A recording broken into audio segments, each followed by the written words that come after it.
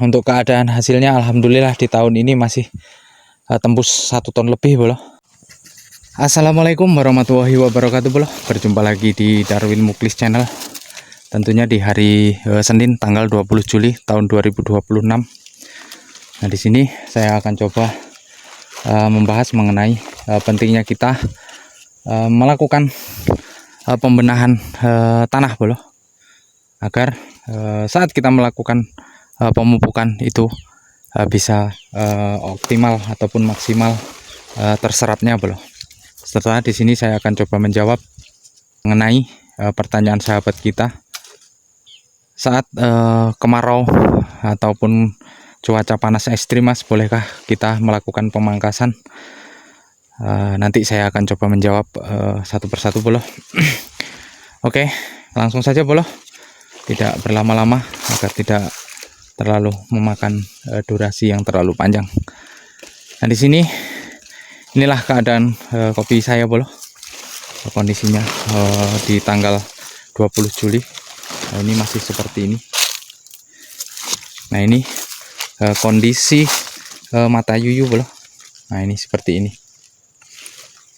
Nah, di sini pentingnya kita melakukan pembenahan tanah terlebih dahulu bolo, karena kuncinya mau kita melakukan pemupukan bolo, kalau kondisi tanah kita memang tergolong pH-nya rendah ataupun asam bolo, maka yang terjadi saat kita berikan pupuk, maka untuk kopi kita tidak akan menyerap nutrisi secara maksimal bolo. Nah, ini kondisinya. Maka yang perlu kita lakukan bolo bukan soal pupuknya, tapi yang perlu kita lakukan cek pH tanah terlebih dahulu bolo. Karena penting sekali kita melakukan pengecekan pH tanah bolo, agar kita tahu tanah kita ini asam atau tidak. Nah, ini kondisi saat ini bolo buahnya. Karena mau sebagus apapun kita menggunakan pupuk bolo, kalau memang pada tanah kita tergolong sangat rendah untuk pH-nya bolo, maka yang terjadi tidak akan berfungsi secara maksimal untuk penyerapan pupuk tersebut bolo. Hari ini kita melakukan pemetikan bolo sudah beberapa hari. Alhamdulillah ini bolo belum separuh kita sudah dapat kurang lebih 19 kompet ayam bolo peres di pemetikan yang ketiga bolo ataupun yang terakhir. Nah, ini kondisinya yang belum kita lakukan pemetikan, masih seperti ini. Dan ada sahabat kita yang bertanya, Mas, sepilkan pupuknya. Nah, kalau pupuk bolo saya tetap menggunakan Posca subsidi bolo. Nah, ini namun dengan kita melakukan pemupukan sebelumnya kita gunakan dolomit bolo, maka walaupun kita menggunakan pupuk subsidi sekalipun itu akan terserap secara maksimal. Jadi kuncinya benahi dulu tanahnya, baru kita lari ke pupuknya bolo. Syukur-syukur kita bisa menggunakan pupuk yang non subsidi yang memang kualitasnya bagus, itu akan lebih maksimal dan akan lebih bagus nantinya bolo. Kondisinya yang sudah kita lakukan pemetikan bolo, namun sepertinya masih belum bisa sampai habis full bolo. Masih ada yang hijau seperti ini kondisi buahnya. Jadi kalau menurut saran saya bolo, sebelum kita melakukan pemupukan atau saat merawat kopi bolo, usahakan kita cek dulu untuk kondisi tanah kita bolo, baru kita lakukan pemupukan. Karena maupun kita menggunakan pupuk yang mahal sekalipun seperti pupuk-pupuk yang non subsidi bolo, itu tidak akan terserap secara maksimal bolo. Nah, ini kondisi yang masih tersisa bolo. Nah, kemungkinan ini kalau 2 kintal lagi masih ada ini nanti bolo. Nah, jadi kuncinya bolo, saat kita melakukan perawatan kopi, yang perlu kita perhatikan adalah kondisi tanah terlebih dahulu sebelum kita melakukan pemupukan dengan menggunakan pupuk yang mahal. Namun kalau untuk kondisi tanah sudah memang untuk tingkat keasamannya itu pun sudah memenuhi standar, itu kita tidak jadi masalah kita melakukan pemupukan, karena jika kita tidak benahi tanahnya dulu bro, kita akan sia-sia saat melakukan pemupukan bro. Kemungkinan pupuk itu akan terserap 50% bro, dan sisanya itu akan terbuang sia-sia. Ini kondisi yang belum kita lakukan pemetikan.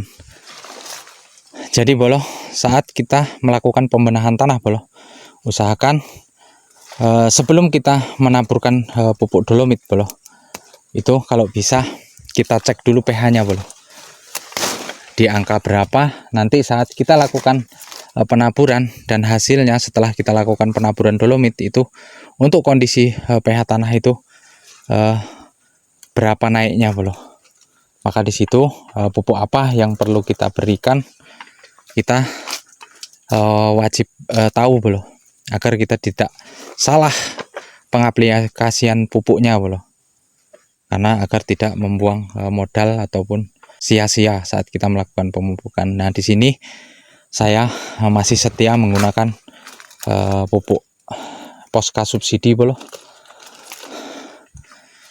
Tapi untuk keadaan hasilnya alhamdulillah di tahun ini masih tembus 1 ton lebih bolo, dari 1.600 batang, itu pun yang kondisinya tidak produktif semua bolo, atau tidak berbuah.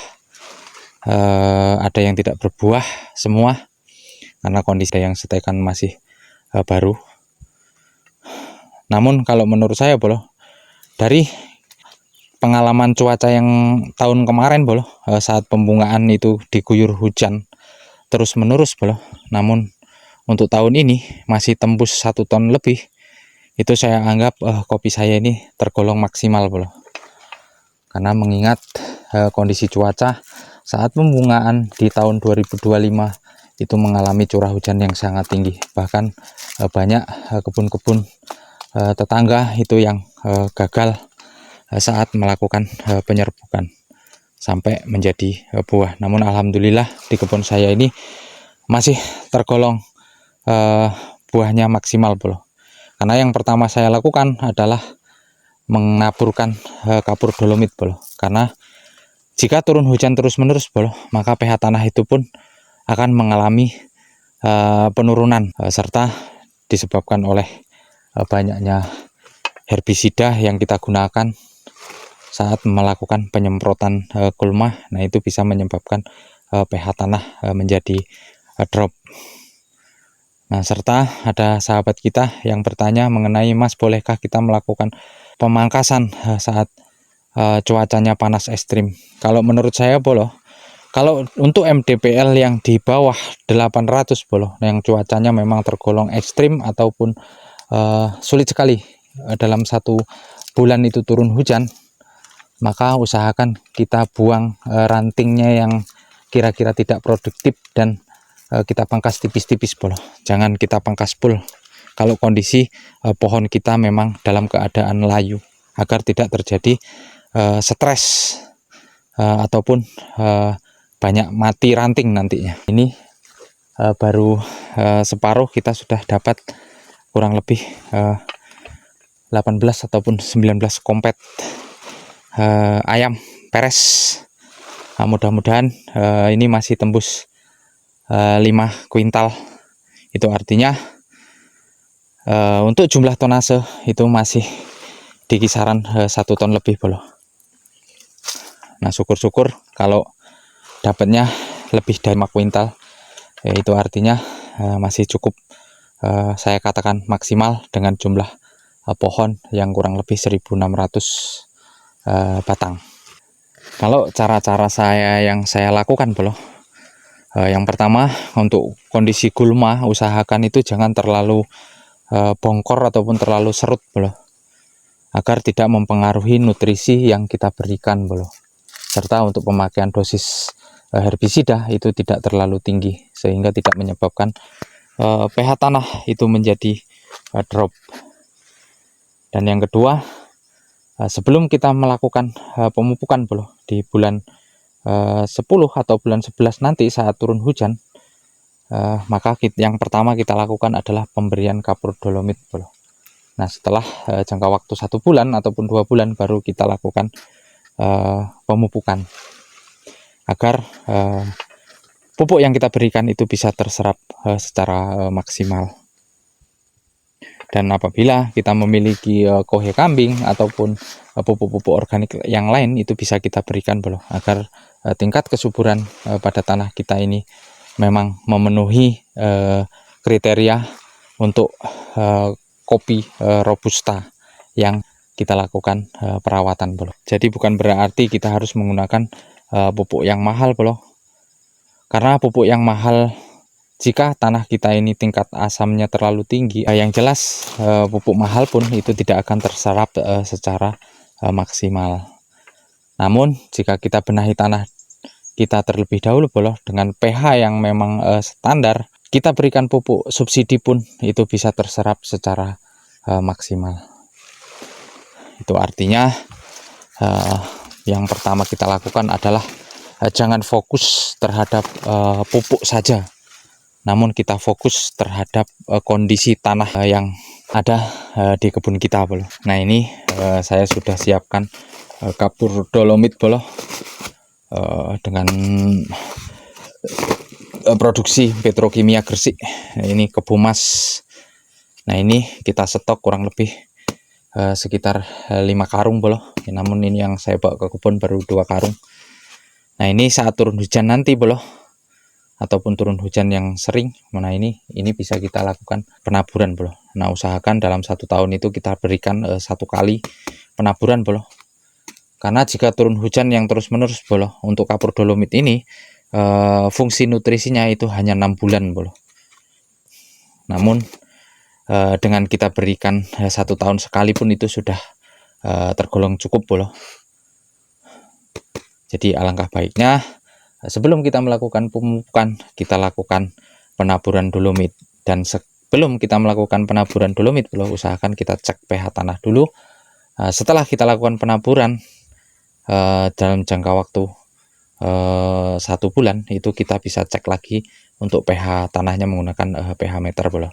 Nah, nanti sebelum kita melakukan penaburan ini bro, nanti saya akan coba videokan saat kita melakukan pengecekan pH tanah menggunakan pH meter bro. Oke bro, mungkin itu saja yang bisa saya sharingkan. Mudah-mudahan video saya ini bisa bermanfaat. Saya akhiri. Assalamualaikum warahmatullahi wabarakatuh.